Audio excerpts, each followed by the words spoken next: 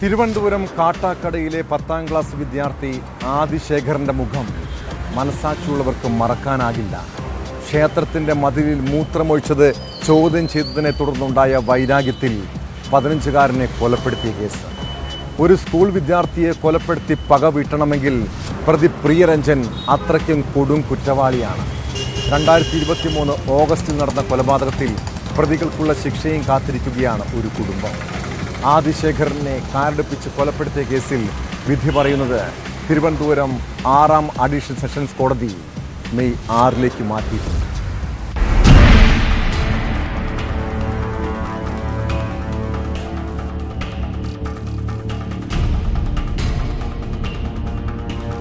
പൂവച്ചൽ സ്വദേശിനികളായ അരുൺകുമാറിന്റെയും ദീപയുടെയും മകനായ 15-കാരൻ ആദിശേഖരനെ പ്രിയരഞ്ജൻ മനഃപൂർവ്വം കാറിടിച്ച് കൊലപ്പെടുത്തിയെന്നാണ് കേസ്. പൂവച്ചൽ പുളിങ്കോട് ഭദ്രകാളി ക്ഷേത്രത്തിന്റെ മതിലിൽ പ്രിയരഞ്ജൻ മൂത്രമൊഴിച്ചതിനെ ആദിശേഖർ ചോദ്യം ചെയ്തിരുന്നു.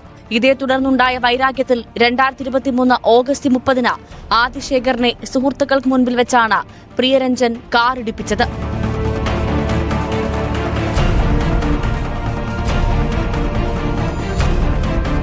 ക്ഷേത്രത്തിന് സമീപത്തെ റോഡിൽ സൈക്കിളിൽ കയറാൻ ശ്രമിക്കുകയായിരുന്ന കുട്ടിയെ കാറിടിച്ച് തെറിപ്പിക്കുകയായിരുന്നു.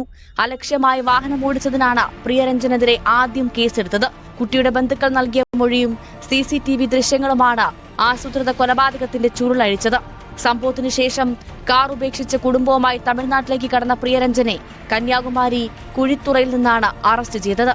സംഭവം നടന്ന് 12ാം ദിവസമായിരുന്നു അറസ്റ്റ്. കരുതിക്കൂട്ടിയുള്ള കൊലപാതകമാണെന്നാണ് പ്രോസിക്യൂഷൻ വാദം.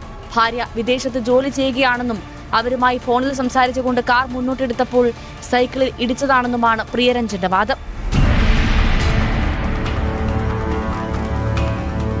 ന്യൂസ് 18 കാട്ടാക്കട.